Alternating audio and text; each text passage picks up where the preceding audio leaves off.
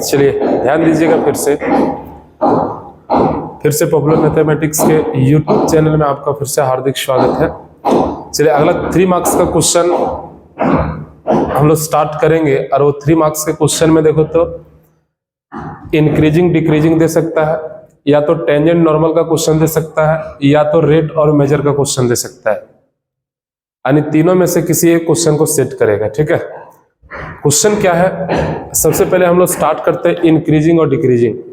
Increasing और decreasing का rule आपको पहले से पता है। कोई भी फंक्शन का इंक्रीजिंग और डिक्रीजिंग वैल्यू कैसे निकाला जाता है? जैसे मान के चलो f(x) के बराबर को अगर फंक्शन दे दिए, तुरंत इसका निकालेंगे हम लोग f' को बनाएंगे फैक्टर फॉर्म। कौन सा फॉर्म बनाएंगे? Factor form. याद करो मैक्सिमम मिनिमम। फैक्टर फॉर्म बनाने के बाद उसको हम लोग साइन स्कीम में दिखाएंगे। साइन स्कीम में दिखाने के बाद जो वैल्यू पॉजिटिव होगा वो आपका इंक्रीजिंग वाला इंटरवल में आएगा, और जो वैल्यू नेगेटिव होगा वो आपका डिक्रीजिंग वाला इंटरवल में शामिल हो जाएगा। यही तो करना है। फंक्शन को आप देखिएगा, अगर फंक्शन आपका अलजेब्रा का होगा, किसका होगा बोलो? अलजेब्रा, तो वो आराम से फैक्टर फॉर्म हो जाएगा। लेकिन अगर फंक्शन ट्रिगोनोमेट्री का रहेगा, किसका रहेगा बोलो? ट्रिगो का रहेगा, तो उसके लिए फैक्टर फॉर्म नहीं होता है। तो बनाने का इसका 2 मेथड है।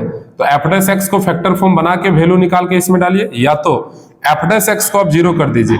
f' को क्या करिए? 0। वहां से भी आपका वैल्यू निकलेगा x का, और जो x का वैल्यू आएगा फिर से उसको लेके इंटरवल में पुट करिए, यानी स्कीम में पुट करिए, साइन स्कीम में, जो आएगा आंसर होगा। ठीक है, तो अब हम लोग स्टार्ट करते हैं क्वेश्चन को देखते हैं क्वेश्चन क्या क्या है। जो भी क्वेश्चन आपका इंपॉर्टेंट लगा हमको, वो क्वेश्चन हम आपको बता दे रहे हैं, ध्यान से सुनना। क्वेश्चन लिखा, find the interval in which the function f(x) के बराबर 2x³ माइनस 3x² माइनस का 36x + 7 इज इंक्रीजिंग और दूसरा डिक्रीजिंग। सबसे पहले जो फंक्शन दिया है उसको लिखें गिवन f(x) के बराबर 2x³ माइनस का 3x² प्लस माइनस का 30x प्लस का 7। रूल क्या बताए? पहले इसका डैश निकालो, यानी इसका डिफरेंशिएट करो। f' क्या आएगा बाबू? तो 3 × 2 = 6x² आएगा, माइनस में 6x आएगा, माइनस का 36 आएगा, यहां से 6 कॉमन आएगा तो बचेगा x² माइनस का x और माइनस का 6 बचेगा। इसको हम लोग फैक्टर में लाएं, इसको हम लोग फैक्टराइज करेंगे तो x² minus 3x plus 2x minus 6 में टूटेगा। इसको हम लोग फैक्टर फॉर्म में ला रहे हैं। ये दोनों से x कॉमन आएगा, x माइनस 3 आएगा, ये दोनों से 2 कॉमन आएगा, x माइनस 3 बचेगा। एक फैक्टर x माइनस 3 बनेगा, एक फैक्टर x प्लस 2 बनेगा, यानी टोटल f' के बराबर 6 × x माइनस 3 और x प्लस 2 आएगा। यहां तक किसी को दिक्कत? इसके बाद तुरंत हम लोग साइन स्कीम खींचते हैं, लेकिन now sine scheme of f' जो आप लाए हैं उसी का साइन स्कीम खींचना है। आपको पता है इधर प्लस इंफिनिटी इधर माइनस इंफिनिटी होता है। साइन स्कीम में जो फैक्टर फॉर्म लाए हैं वहां से x का वैल्यू निकाला जाता है। तो जब x का वैल्यू निकालेंगे तो इस फैक्टर फॉर्म को बारी बारी से 0 करके x का वैल्यू निकालना है। x + 2 0 तो x - 2 आएगा, x - 3 0 तो x + 3 आएगा, यानी इस नंबर लाइन में हम लोग एक वैल्यू -2 और एक वैल्यू +3 डिनोट करेंगे। अब उसके बाद हम लोग डालते हैं साइन, कहां प्लस होगा और कहां माइनस होगा। तो आपको मैक्सिमम मिनिमम जो रूल बताए वही रूल यहाँ है।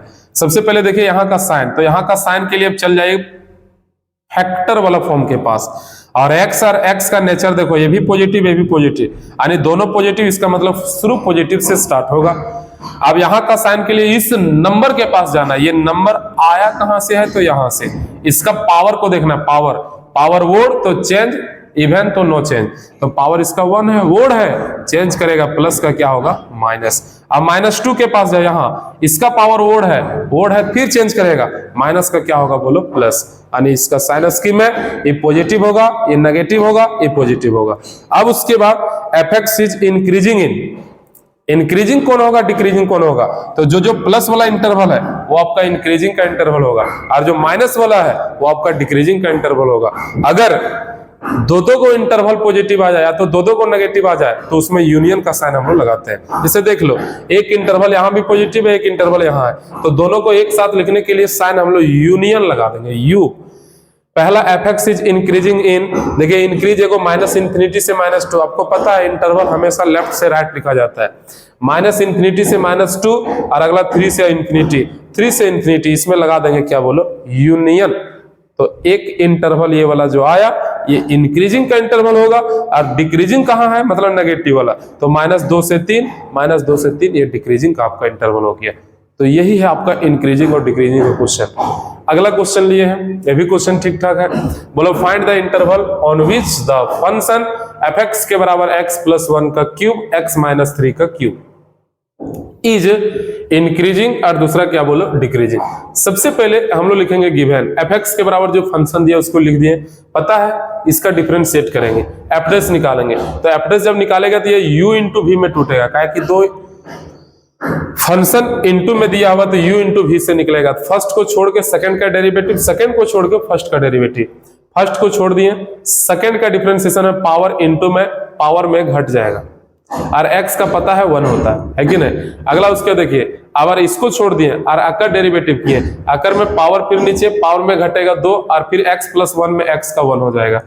यहां से कुछ कॉमन आया, देखो 3 यहां भी था, 3 यहां भी था, 3 कॉमन आया, x + 1 यहां भी है, यहां स्क्वायर है, यहां क्यूब है, तो स्क्वायर सॉरी इसको पहले एक बार सेट करके हम लोग लिखे हैं 3 × x + 1 का क्यूब x - 3 का स्क्वायर, यहाँ 3 × x - 3 का क्यूब और x + 1 का स्क्वायर, यहाँ से 3 यहाँ से 3 कॉमन आया, x + 1 यहाँ है, पावर 2 पावर 3 तो पावर 2 कॉमन आएगा, x - 3 पावर 2 पावर 3 तो पावर 2 कॉमन आएगा, पावर 3 में से 2 निकल गया तो x + 1 बचेगा, पावर 3 में से 2 निकल गया तो x - 3 बचेगा, x और x कितना होगा 2x, 1 में से -3 जाएगा तो -2, ये दोनों से 2 कॉमन आएगा, और 2 निकलने के बाद 3 से मल्टीप्लाई होकर 6 बन जाएगा, 3 दूना 6 हो गया।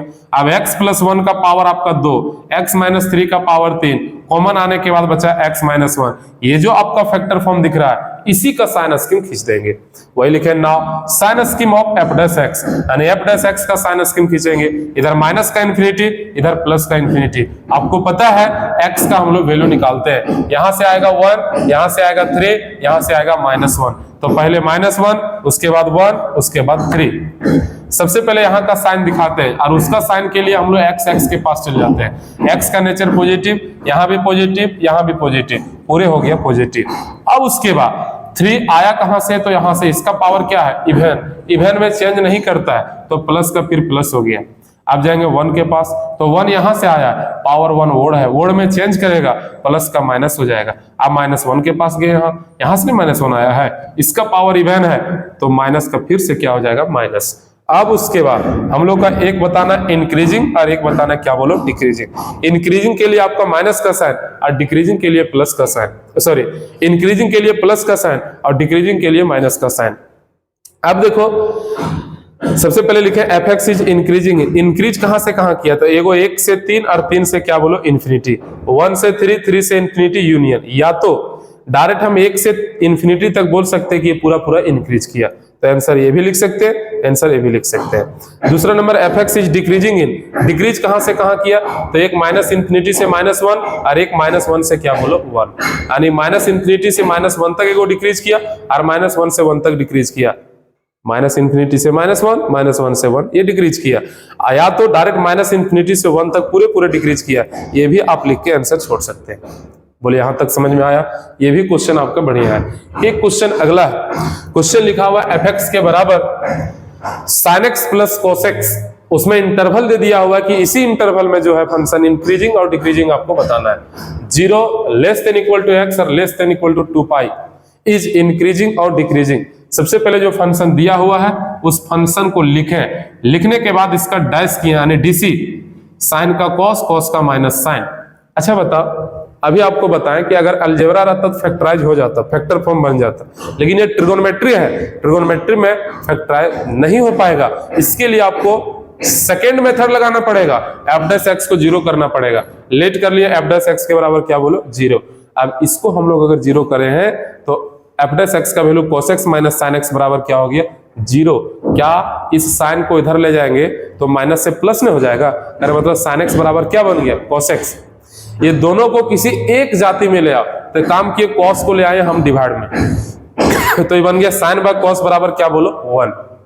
sin बाय cos क्या बन गया 10 x के बराबर क्या बोलो 1। अच्छा 10x के बराबर 1 है तो इस अक्रो 10 में लाओ, तो क्या इसको लिख सकते हैं 10π/4, 1 को लिख दिया 10π/4।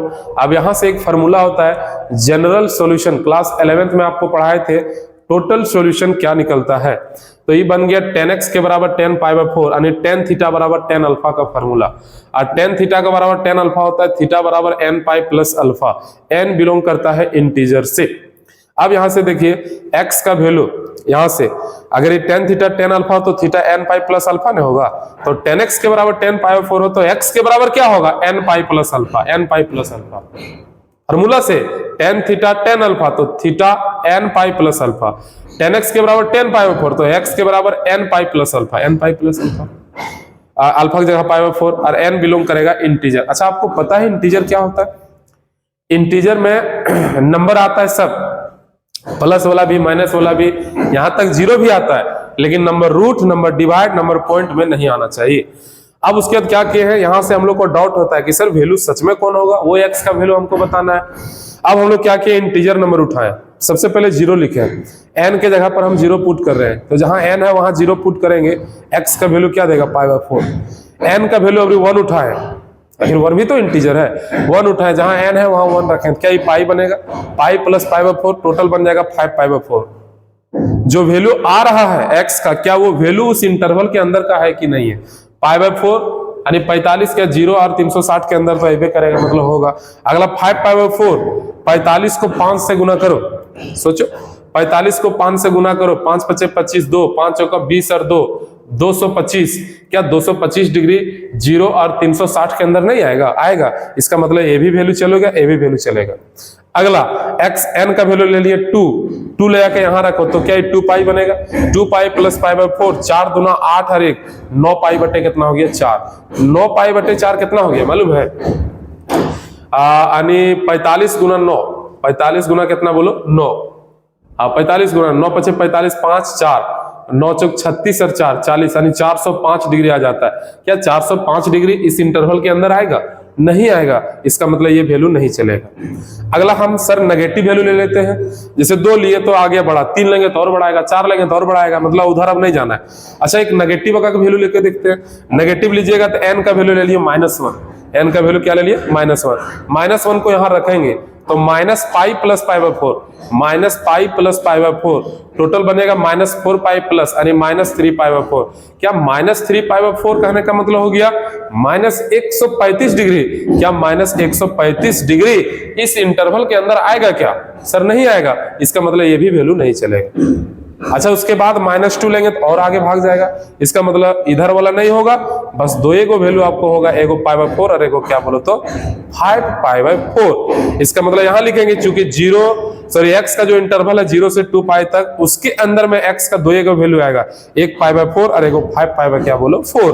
अब लिखे now sine scheme of f'(x) का हम लोग साइन स्कीम इसका, तो आपको पता है पहले से दिया है, देखो इंटरवल 0 से दिया क्या 2π, तो 0 से 2π तो पहले का इंटरवल है, सरकारी इंटरवल, बाकी उसके अंदर 2 गो वैल्यू आ गया, एक π/4 और एक 5π/4। अब हम लोग साइन स्कीम में दिखाएंगे कि वैल्यू कहां प्लस होगा और कहां माइनस होगा। अब यहां से आपको देखना है, जब हम लोग अलजेब्रा का क्वेश्चन बनाते हैं ना, तो अलजेब्रा का क्वेश्चन में f'(x) के पास चल जाते हैं, कहां बोलो तो f'(x), और वहां x का नेचर देखते हैं कि x का नेचर क्या है। लेकिन ये अलजेब्रा थोड़ी है, ट्रिगोनोमेट्री है, तो उसके लिए क्या करना पड़ेगा, इंटरवल के अंदर का कोई भी वैल्यू उठाना है और उस वैल्यू को ले जाके f'(x) में पुट करना है, जहां जहां x होगा उसका वैल्यू जैसा देगा उसके बीच का इंटरवल का साइन वैसा होगा। जैसे 0 और π/4 मतलब 0 और 45 के अंदर का कोई भी वैल्यू उठा, 0 और 45 के अंदर हम उठा लेते हैं 30 डिग्री, और उस 30 डिग्री को ले जाके हम लोग f'(x) में पुट करेंगे और पता लगाएंगे कि वो नेचर कैसा देगा।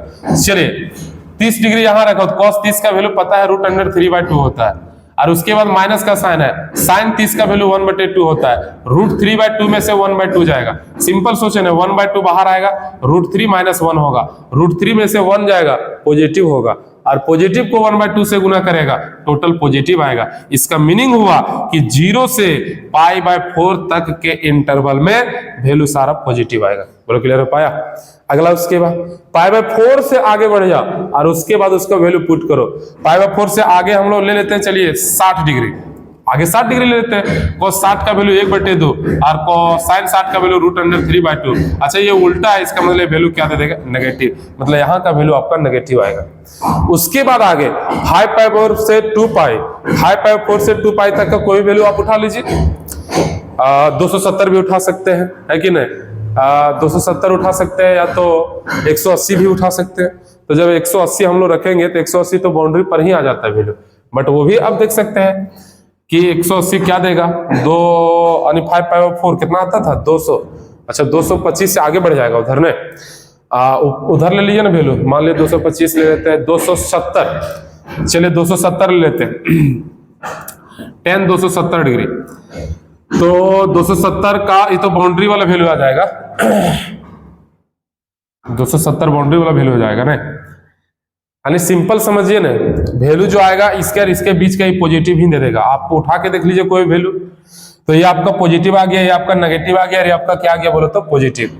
अच्छा आपको पता है कि जिस जिस इंटरवल में पॉजिटिव आया है इसका मतलब वो इंक्रीजिंग फंक्शन होगा, और जहां नेगेटिव आया वहां क्या होगा बोलो, डिक्रीजिंग फंक्शन हो जाएगा। तो अगर हम बोलेंगे कि बताओ इंक्रीजिंग में कौन सा इंटरवल आएगा, तो इंक्रीजिंग में एगो 0 से π/4 होगा और एगो 5π/4 से क्या होगा बोलो 2π। देखो 0 से π/4 और 5π/4 से क्या बोलो 2π। इंटरवल के अंदर ध्यान से सुनना, सर 0 में आप बड़ा ब्रैकेट लगाएं, 2π में बड़ा ब्रैकेट लगाएं। आपको पता है 0 में इक्वल का साइन दिया है, 2π में इक्वल का साइन दिया है, इसलिए 2π में बड़ा, 0 में बड़ा। उसके अंदर का जो इंटरवल आएगा उसमें आपको छोटा ब्रैकेट लगाना पड़ेगा। बोलो क्लियर हो पाया?